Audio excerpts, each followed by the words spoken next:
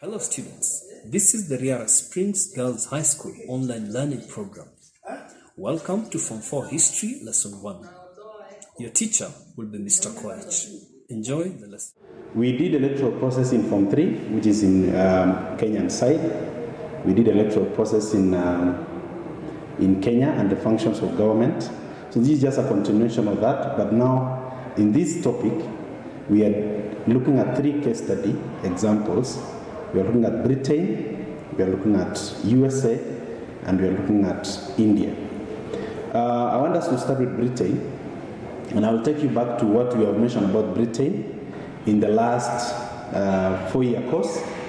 In Form 1, you learned about types of government, which is the first topic in Form 1.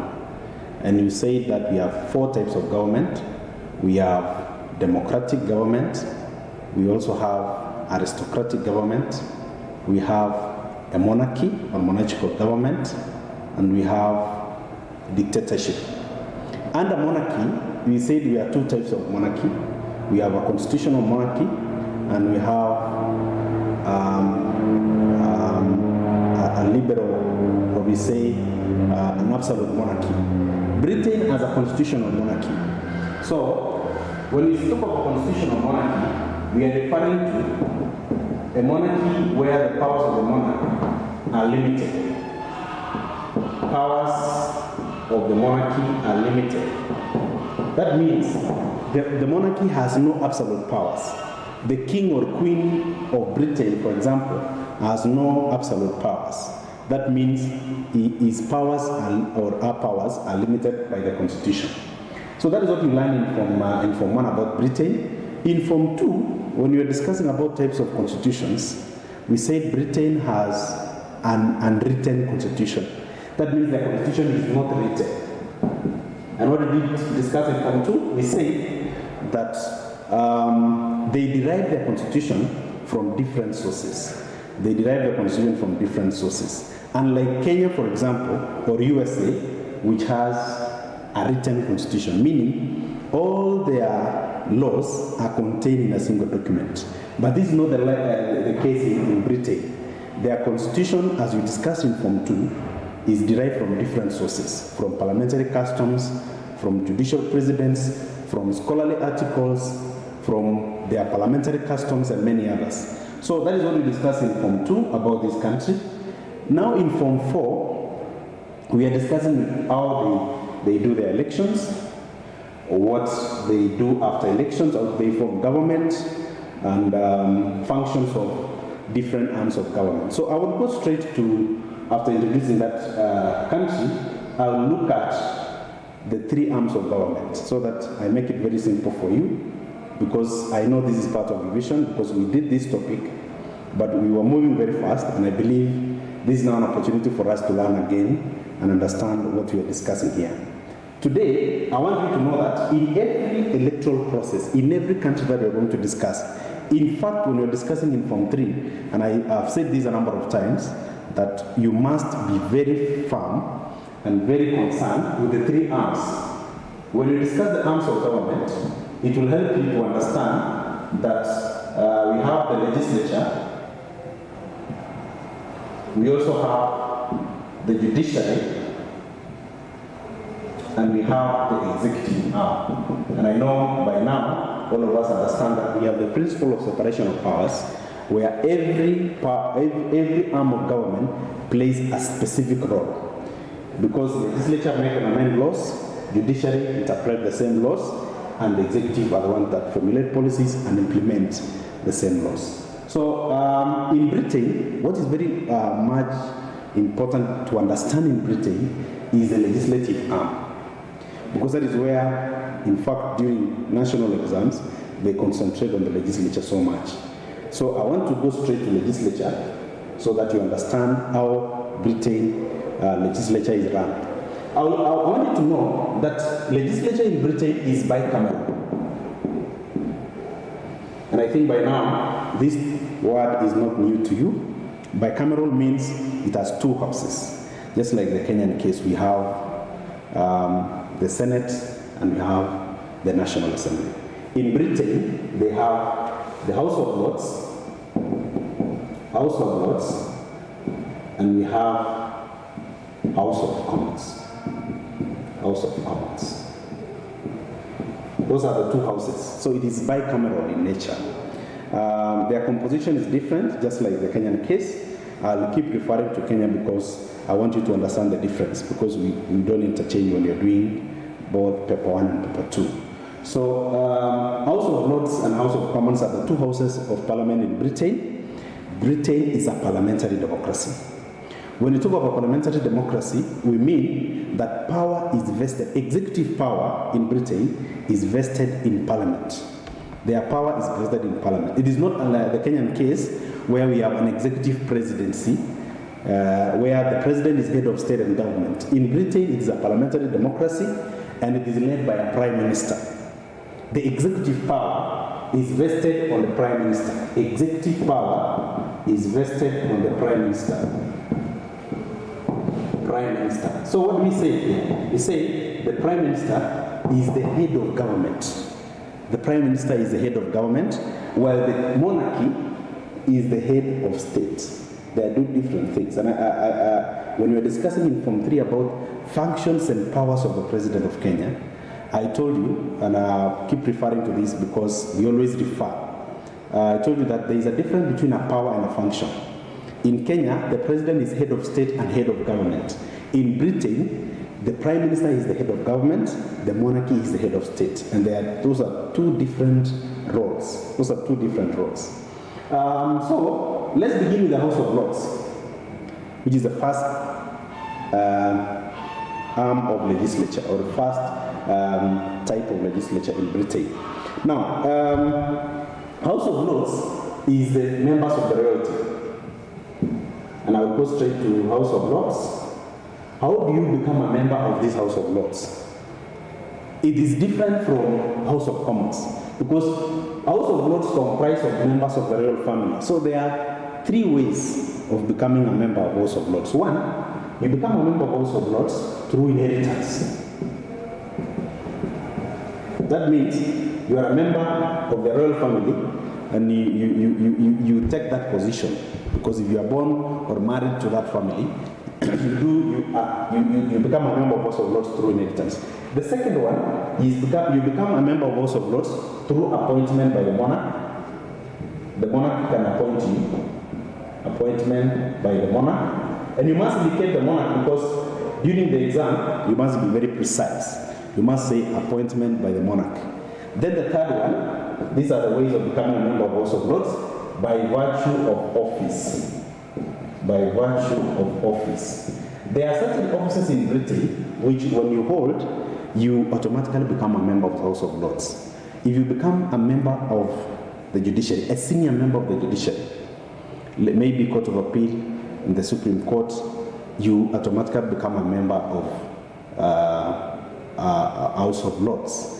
If you also become an Anglican bishop, you automatically become a member of House of Lords. Meaning, when you hold a certain office in Britain, you now qualify to sit in the House of Lords. That is why we are saying virtue of office. It is just because of the office you are holding that you become a member of that house. And when you cease to be a member, when you cease to be a holder of that office, you cease to be a member of House of Lords. So we have three ways of becoming a member of House of Lords, and this is what is specifically asked in exam. They normally surround this, that is why you always indicate this. It is coming in section A of paper 2. How do you become a member of House of Lords? There are three ways. Now, House of Commons,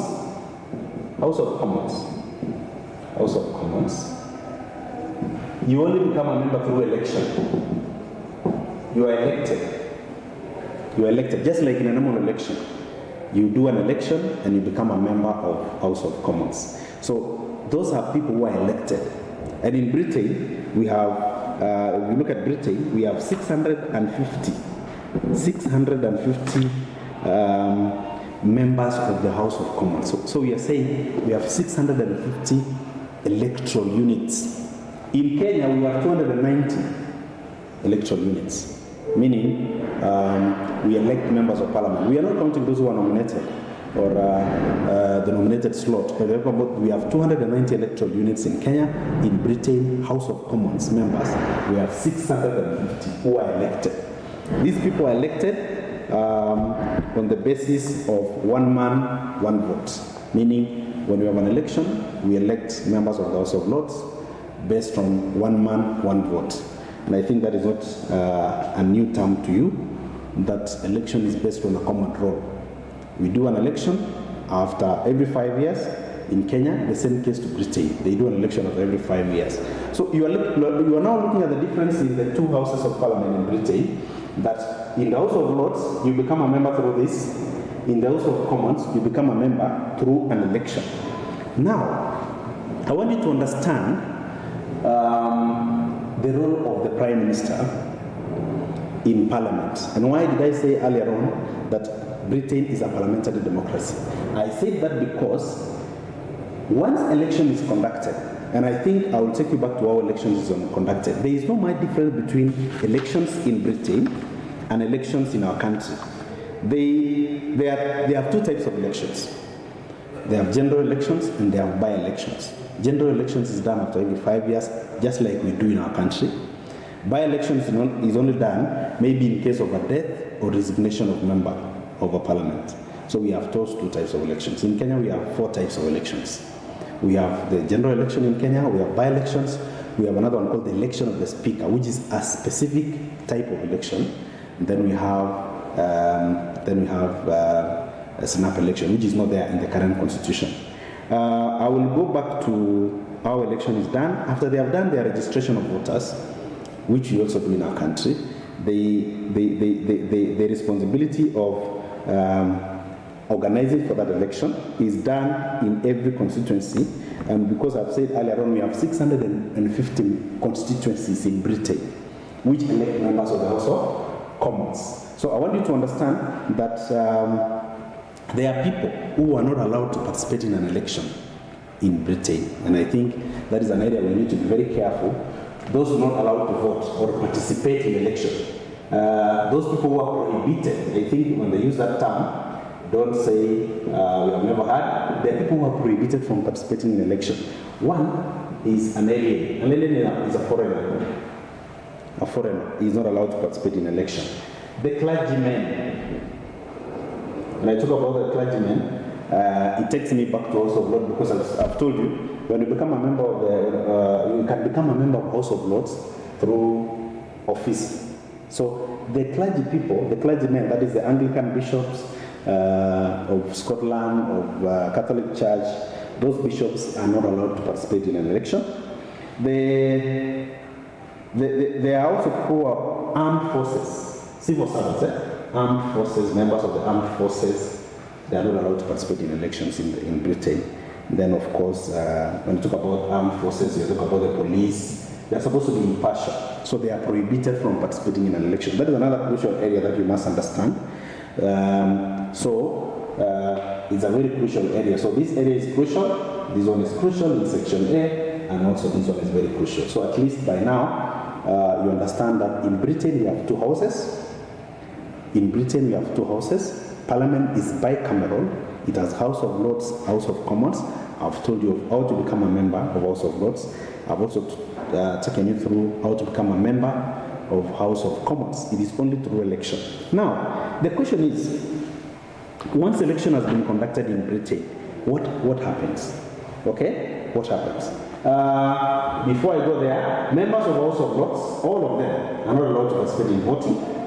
And then, of course, we have, yes, members of House of Lords. All of them are not allowed to participate in an election because they are supposed to be impartial.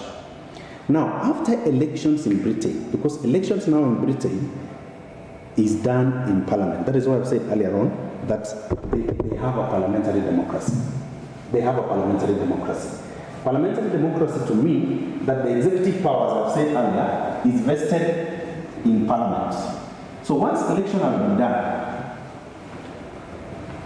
we have 2 major political parties in Britain. Competition in Britain is based on political parties. Political parties. We have 2 major political parties. They can also ask you that in the exam. Name 2 types or two major political parties in Britain. We have the Labour Party, then we have the Conservative Party. So they compete in an election. That political party which will produce more members in the House of Commons is the political party which will produce a prime minister. So we have 650 constituencies. So that party among the two which will produce the highest number of MPs in parliament, that political party is going to produce the prime minister. So the highest, and competition is based on majority here. So that means if you become, if you are a Labour Party member and you become more in terms of numbers after election. Maybe, for example, after election we have 400 members from Labour Party and then we have 250 from Conservative Party. It means the Labour Party are the ones to produce a prime minister. Meaning the Labour Party is the one to form government. So what will happen? The Labour Party now, the head of that party, they can decide among themselves who is the head of the party. Then that person now becomes the prime minister. So this prime minister now is the one who's going to form government. The monarchy will invite the leader of Labour Party after elections to form government. So that is where the difference comes in. In our country, we go to an election, we elect the president, we elect the governor, we elect the senator, we elect the women rep, and member of county assembly, and members of parliament, of course. But in Britain, election is done on this parliament only. And the major political party now, the leading political party is the one who produces the prime minister, and the prime minister is the one to form government. So it is only the responsibility of monarchy to invite now who has won an election to form government. In rare occasions, we may have these two political parties, and we have many other political parties also in Britain. For example, we have another one called the Liberals. They call themselves the Liberals, but they are smaller parties. That is why they are not significant in terms of their contribution in formation of government. But in some occasions, you may find that the Liberals in the UK are forced to form a coalition government with another major political party when there is no outright winner. That is when you have coalition governments coming in, because you need majority in parliament for you to make decisions. There is no government in the world, for example, that can rule with a minority in parliament. When you go to the USA today, which I'll come to discuss later on, USA, you will realize there are two major political parties. We have the Democrats and we have the Republicans. When you go to the lower house, you have more Democrats, okay? But when you go to the Senate, we have more Republicans. There is a very crucial and important factor to consider in government. You must have majority in parliament, because parliament is where decisions are made, it is where laws are made. So I'm saying in Britain, in a case where there is no outright winner in an election, in a case where these two political parties are almost tying in terms of numbers in parliament, they have to form coalitions with other political parties. There are small other political parties in the UK, so they may be invited to form a coalition government. But in Britain, we want an outright winner in an election. The outright winner here is a political party which produces more members to form government. And that is why I'm saying, in case we have a situation like this at Britain here, Labour Party has 400 members of parliament, Conservative Party have 250 members of parliament, then the Labour Party will produce the prime minister. They will be invited by the monarch to form, the prime minister will be invited by the monarch now to form government. When I talk of the prime minister being invited to form government, he is being invited to appoint a cabinet. A government is a cabinet. So once the election has been done, the prime minister now will come to form government. That means he will be invited by the monarch, he will form government by appointing cabinet ministers. So now you look at what is the role of this person? What is the role of the prime minister? Okay, so I think you're following. I'm saying Britain is a parliamentary democracy. I'll take you back. I've said we have two houses. I've explained to you how the two houses are in Britain. I've told you that we have two political parties which they compete in an election. Then, after the election, then we have the Prime Minister forming government. The Prime Minister forms government, and the formation of government here means he appoints the ministers. He appoints the cabinet ministers. So once he appoints the cabinet ministers now take their responsibilities and roles. So what are the functions of the Prime Minister? So that I want to finish legislature, so that we go to another arm of government in Britain. So what is now the role of the Prime Minister? The Prime Minister here, one is to appoint the cabinet. I know in our country, even the president does that, appointing cabinet ministers. He has power to do that. He appoints cabinet ministers, meaning he is the one to hire and fire, because he is the one who is in authority. He appoints cabinet ministers. Those are now the functions of the Prime Minister in Britain. He also appoints senior judges, of course with the approval of the monarch. Appoint senior members of the judiciary. I like using that one because it is not discriminating. Senior members of the judiciary, that means you're talking about members of the Court of Appeal, members of the Supreme Court. Those members are appointed by the Prime Minister. Then, he is on to chair cabinet meetings. Chairs cabinet meetings. When we talk of cabinet meetings, we are referring to meetings of the cabinet where they sit maybe twice a week to deliberate on national and international issues. Then we have the settling of disputes. He tries to resolve disputes between different departments. Settling disputes. It is another role of the judiciary. Not judiciary, but Prime Minister, I mean. Then we have leader of House of Commons. He is a leader of House of Commons. Leader of House of Commons. This question was there in KCSE some years back. Who is the leader of the House of Commons? It is the Prime Minister. He leads the House of Commons. And a student was asking me, why are you saying the Prime Minister is a leader of House of Commons? And in the House of Commons, we have two political parties. He is regarded as a leader of House of Commons because I said Britain is a parliamentary democracy, meaning his power is vested in Parliament. That is why you can only become a Prime Minister and you can only become an efficient Prime Minister when you have control of Parliament. If the Prime Minister today in Britain loses parliamentary control, he will lose his seat. And in Britain, there have been a lot of debate about Brexit, and I think it's not a new term to you, but you know, Britain left the EU. They exited the EU, that is the European Union, and that thing was referred to as the Brexit. There was a referendum or a plebiscite in Britain, and the majority members of the public voted for Brexit, meaning Britain exiting the EU. And that thing has been a real problem in the UK, because the current Prime Minister, Boris Johnson, was trying to navigate this problem, because now, once they leave the EU, they have to negotiate with other members of the EU on what is now will be their new role in the common market.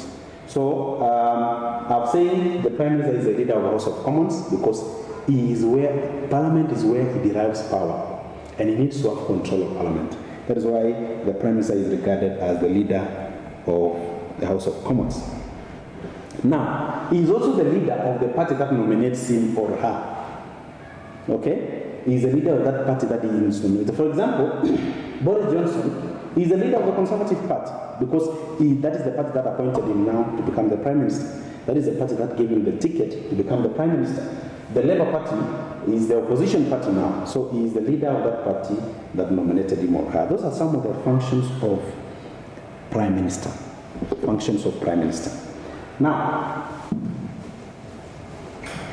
once we are done with the function of the Prime Minister, there is something I want to mention before we go to another arm of government. There is this principle of collective responsibility. The reason why I want to mention it now is because it is It is a principle which is actually borrowed by many cabinets in the world. Even in our own country, there is that principle of collective responsibility, where if you are a member of the cabinet, you will not be seen as opposing another member of the cabinet. That means decisions of the cabinet are binding to all members of the cabinet. You cannot, for example, if you are a cabinet minister in charge of environment, you cannot be seen to be opposing another cabinet minister in charge of education because of the policy maybe that cabinet is pushing. So it is a principle that requires, it is a requirement that all members of the cabinet supports all decisions made by the cabinet. So that is something that you need to be very careful, and they can ask you in section A. So I think we are done with the role of the Prime Minister. Before I move to another arm of government, I want you to understand that what now is the role of the monarchy? Because I said the Prime Minister is a person who is the head of government. Then the question is, what is the role of the monarchy in Britain? What is the role of the monarchy? Okay? It is a very crucial area you need to understand also. Of course, I will go straight to what does the monarchy does in Britain. What is the role of the monarchy in maybe legislation and running the government? So I'll go to the direct functions of the monarchy. One is the one to assent to the bills, assenting to bills. When I talk of assenting to bills, I'm saying signing bills into law. They are the one to sign the bills into law, and it is the responsibility of the monarchy. Two, they appoint and remove government officers. Appointment and removal of government officers. When you look at this role, I know you'll question, and why are we saying the Prime Minister is doing that? And why are you saying the monarchy is also doing that? Majority of cabinet appointments and other senior government appointments is done by the Prime Minister. He is the one to recommend. Okay? He's the one to recommend. But the formal appointment is done by the monarchy. Though the monarchy may not have a bigger role in that, because he's just given a name that we have nominated so and so, or the Prime Minister just gives out a name to the monarchy to do the formal appointment. But in terms of who chooses that person, it is the Prime Minister. So you need to understand that. It's like in our country, when you want to appoint a Supreme Court judge or even a Chief Justice, the President may not have a direct control on who becomes the Chief Justice, because the Judicial Service Commission will just sit, interview, and recommend and give a name, only one name, to the President to do a formal appointment. That means the President has no choice. I remember when Uhuru became the President, and even during the Kibaki's regime, he wanted to be given a variety of names to appoint the Chief Justice, but the Judicial Service Commission was adamant, and they gave him only one name, because it is just to do a formal appointment. It is not given a variety. He's not given 3 names to pick from. No, he's given one name. So in that you will realize the President, his hands are tied, because he has no control on who becomes the Chief Justice. He has no control on who becomes, for example, a judge, because he's just given a name of people who have been proposed so that he does a formal appointment. The same to the Prime Minister and the monarchy. That is how they work. The Prime Minister is the one to give out names, to select names of people who become, to take senior positions in government. But these people will not take that position unless the monarchy formally appoints them. Okay? And even in removing them, the cabinet minister, the Prime Minister, is the one to recommend who is supposed to be removed. And for that to happen, the monarchy has to do that formal removal or appointment of a position. When you look at these two now in Britain, they are supposed to work in a very respectable manner. The monarchy exercises a lot of restraint when it comes to appointment of members. You will not see a monarchy, for example, in Britain, trying to teach the Prime Minister how to run the government. Because in so doing, he will be creating a crisis, a constitutional crisis, because his powers are limited. But they are supposed to work in very close consultation with the Prime Minister. So to avoid such a situation, the monarchy is always restraining. Is always restraining from even avoiding a conflict with the prime minister. The monarchy is always supposed to respect. In Britain, the monarchy is supposed to respect the decisions of the prime minister. A prime minister cannot make suggestions of appointments, for example, to some positions, and then the monarchy says no. That cannot happen because these two are supposed to work in a very respectable and in a very cordial manner. They need each other. And the monarchy needs to listen to the people. The reason why the monarchy needs to listen to the people is because executive power in Britain is vested in Parliament. Parliament is where we have 650 constituencies. The reason why the monarch has to respect the decisions of Parliament is because these are representatives of the people. The members of Parliament are listening to what the people are saying, but he is not having that power because he cannot travel and listen to what members of the public are saying. He has to respect the decision of the people's representatives. That is what should happen. So there's another role of the monarchy. Third role is he or she is in charge of foreign policy or management of foreign policy.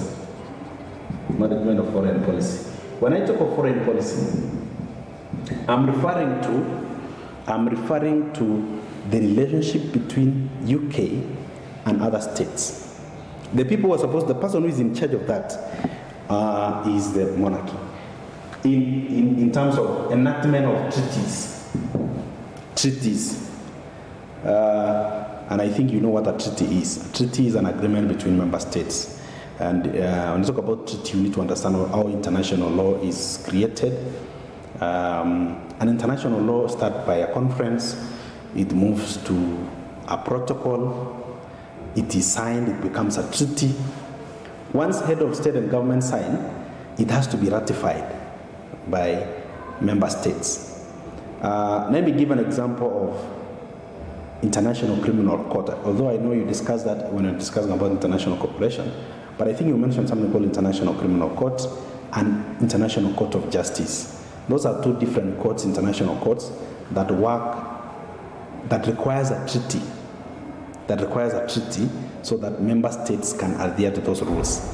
Kenya is a signatory of something called a Rome Statute. A Rome Statute is a law which was created in Rome to create an international court to try criminals or people or suspects who have committed crimes against humanity. So this Rome Statute was signed by Kibaki, our former president. He signed that Rome Statute, and it became a signatory of the Rome Statute. Members of Parliament ratified. That is how to create an international law. Okay? So let me now take you back to Britain. How does the monarchy manage foreign policy? If the UK, for example, are supposed to enter into any treaty with another state, it has to have the signatory of the monarchy. That means the monarchy has to have a say on a treaty. He or she is the one to sign on behalf of the UK. He is the one to sign the treaty on behalf of the UK. So if the UK is to enter into a treaty with another state, or even sign or commit themselves to respecting an international law, they're supposed to be that must be signed by the monarchy. That is why you're saying he's in charge of the management of foreign policy. He or she is the one to sign the treaty on behalf of the UK. So you must understand what foreign policy is and how does the monarchy manage foreign policy. Relationship between the UK and other states. And you need to understand this. Even other states in the world, their relationship has a lot to do with signing of bilateral engagements or bilateral treaties. So those treaties are supposed to be signed by member states. The people who sign treaties on behalf of those member states are heads of states and governments. For example, if Kenya is to sign a treaty with Tanzania, for example, the two presidents must meet and sign. That is why I'm saying when you go to Britain, the monarchy is the one to manage foreign policy. I think that one is now clear. Let's go to another role of monarchy. He's the one to summon or dissolve parliament. Summon or dissolve parliament. When I talk of summoning parliament, Parliament sometimes goes on a holiday, a short holiday. We call it here in Kenya recess. They go for a short holiday. If there is a serious issue that needs to be debated within a very short time, they are supposed to be summoned by, in the current arrangement, the speaker summons our Kenyan parliament in case they are on recess and they need to discuss something. In Britain, there is the monarchy who summons them, who tell them, now come back, we need to discuss this and this. He also dissolves parliament. Dissolving means calling for an election. He's on to call for an election, and an election in this manner means there is the end of the 5-year term.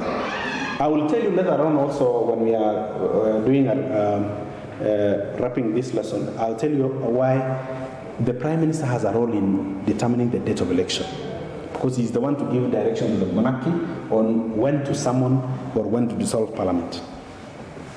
The other one is pardoning offenders. You know, this one is not the first one. Offenders. Pardoning offenders. The monarchy in Britain pardon offenders. That means they forgive. I'll come to Kenya and say our president has that power also to pardon criminals. He exercises that power under prerogative of mercy in the Constitution. He's the one, he's given that power to pardon or forgive offenders. So in Britain, the monarchy has that power to forgive the criminals. Of course, they cannot just decide who is to forgive. They have a committee of people to help them, who is supposed to have reformed, because once you have been convicted, a criminal, you are serving a life sentence, for example, you have reformed, maybe the president can be advised to forgive you, to pardon you. The same case to Britain, the monarchy is the one that participates, that plays that key role. So I want to stop there and give you some questions on this topic.